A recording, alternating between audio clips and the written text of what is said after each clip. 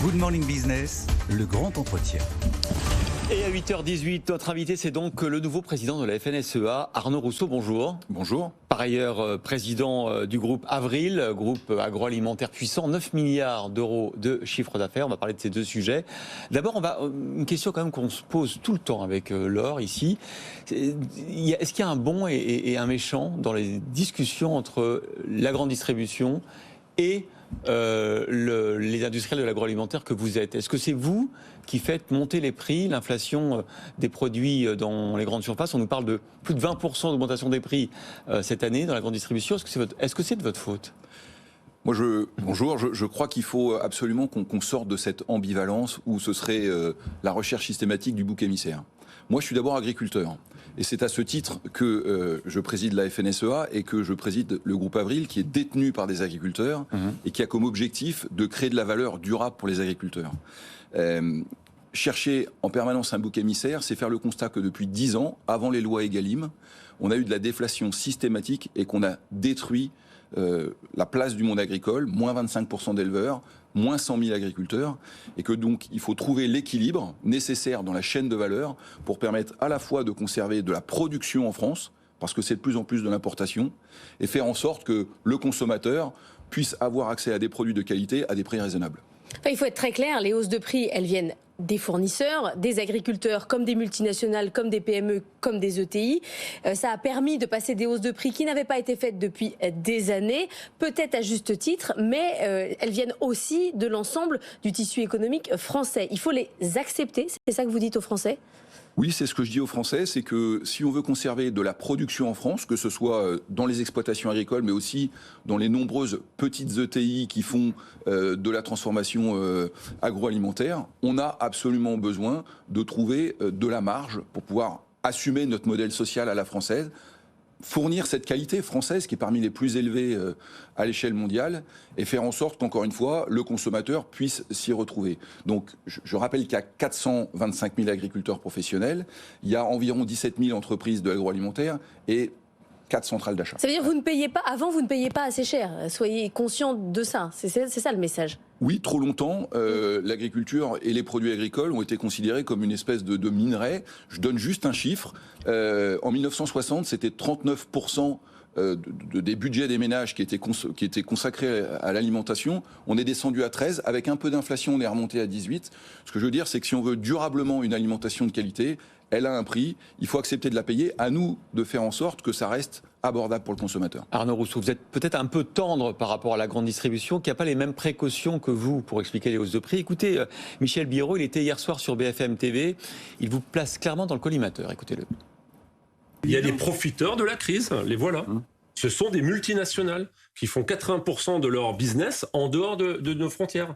Et oui, donc ils se sont refait une santé prétextant l'Ukraine, prétextant la hausse de toutes les matières premières. Bien évidemment qu'il y a eu des hausses de matières premières, les intrants chez les éleveurs, chez les agriculteurs, tout a explosé. Mais le problème entre ces multinationales et nous, les distributeurs, c'est que c'est une défiance permanente. Pourquoi ? Parce qu'il n'y a pas de transparence. Et pourquoi il n'y a pas de transparence ? Parce qu'il y a une loi qui régit nos relations, qui s'appelle la loi de modernisation de l'économie. On est larisé par l'Europe entière. J'étais en Espagne. Ils rigolent quand je leur raconte comment on doit négocier les marques en France. Mais ils sont morts de rire. Votre groupe, ils vont partout en Europe, le groupe Avril, notamment avec ses marques d'huile qu'on connaît, le Sieur, Puget, etc. C'est vrai ce qu'il dit, c'est qu'il n'y a qu'en France, ça se passe comme ça ? Alors c'est vrai qu'il y a une singularité de la négociation commerciale en France, mais je ne crois pas que Michel Biérot parlait du groupe Avril quand il dit ça. Non. D'abord parce que régulièrement on a des conversations que je qualifie de raisonnables et prospectives, et ensuite parce que, je veux le dire ici, la totalité des bénéfices du groupe Avril ne fait pas l'objet de versement de dividendes et est réinvesti intégralement au profit du monde agricole. Donc on est dans un modèle économique un peu différent. En revanche, c'est vrai que la guerre des prix, menée par la grande distribution depuis des années, a créé de la déflation, et que pour une entreprise, quelle qu'elle soit, que ce soit une petite entreprise agricole dans un village français ou une entreprise de l'agroalimentaire, ça n'est pas durablement tenable. Et soyez assurés que je ne suis pas complètement tendre et complètement naïf. Je dis simplement que si on veut sortir par le haut et arrêter de détruire de la valeur, on a très certainement intérêt à faire en sorte qu'on soit capable de proposer, encore une fois, des produits sourcés français de qualité aux consommateurs à des prix raisonnables. Et que, évidemment, dans le contexte dans lequel on est, et après 10 ans de déflation, la grande distribution se retrouve un peu challengée dans son modèle et réagit un peu vigoureusement. C'est probablement très naturel. Elle aussi, elle cherche à redorer un peu ses marges. Qu'est-ce qu'on fait de la loi Egalim, du coup? Il faut la défendre, il faut la conserver? Écoutez, le cœur de la loi Egalim, c'est la non-négociabilité de la matière première agricole. Et ça, pour nous, c'est absolument intouchable. On ne peut pas durablement toucher au prix de la matière première agricole, ce qui a été fait pendant 10 ans, sans faire le constat que ça a cassé des emplois et de la valeur ajoutée. Et donc nous, on dit, cette valeur agricole, encore une fois, fruit de la qualité et de notre modèle, elle doit être protégée. Donc oui, on la défendra ardemment. On va prendre un exemple très concret. L'huile, puisque vous en faites beaucoup, ça a augmenté de combien depuis la crise, Covid, Ukraine, etc. aujourd'hui? Et j'ai lu que vous baissiez vos prix de 20%. Est-ce que cette baisse, elle est déjà répercutée dans les rayons du supermarché ou pas encore?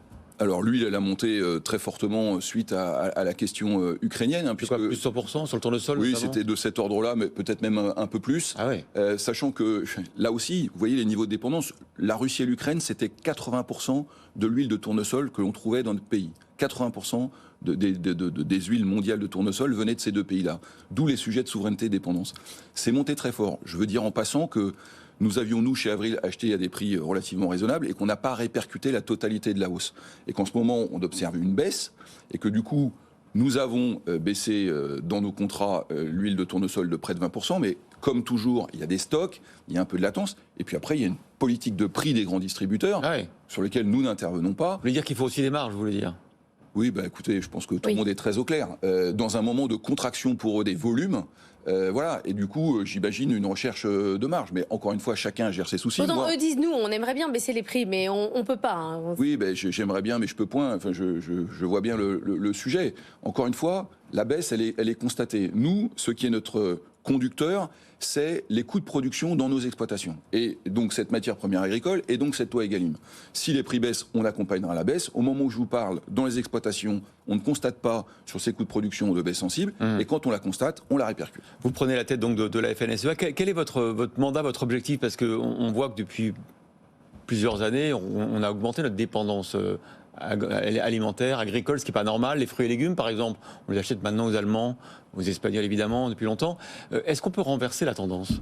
Mais en tous les cas, c'est la mission qui m'a été confiée avec l'ensemble des équipes et des élus de la FNSEA.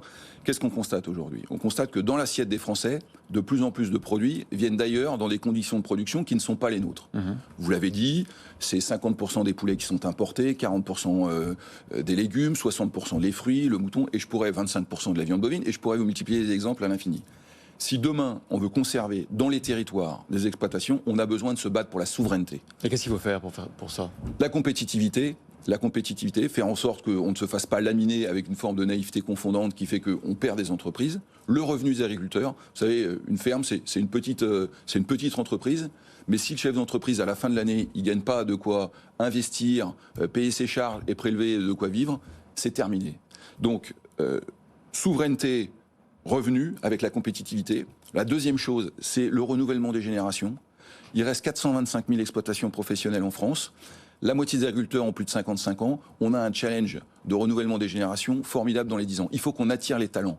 Il faut qu'on donne du sens à ce métier et on n'attirera pas demain des gens en expliquant que c'est un métier sacrificiel. Donc on a besoin de remettre de l'équilibre pour permettre à la fois de continuer à produire de la qualité, de la proximité, en circuit court, en circuit long pour l'exportation.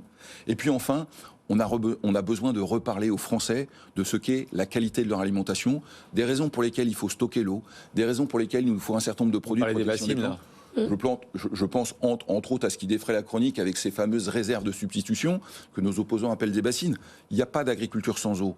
Comment fait-on, dans un contexte de changement climatique avéré, que les agriculteurs mesurent en premier, comment fait-on pour trouver des solutions? Comment fait-on pour trouver, encore une fois, les voies et moyens de continuer à produire dans un monde ouvert? La souveraineté, c'est pas le repli sur soi, mais le faire rapidement, parce que sinon, dans 10 ans, comme dans l'industrie, on fera le constat qu'on est planté et qu'on n'aura pas de solution alternative. Il nous reste 40 secondes. Est-ce que vous discutez tous les matins avec Christiane Lambert? Je ne crois pas 2 secondes au fait qu'elle se soit arrêtée de travailler. Non, mais vous savez, Christiane Lambert, elle continue à œuvrer là où elle est, avec un certain nombre de conseils précieux. Et puis, elle a de multiples casquettes qu'elle a gardées, notamment le sujet européen, qui va être un sujet important, parce que les gens l'oublient, mais l'année prochaine, on aura des élections européennes.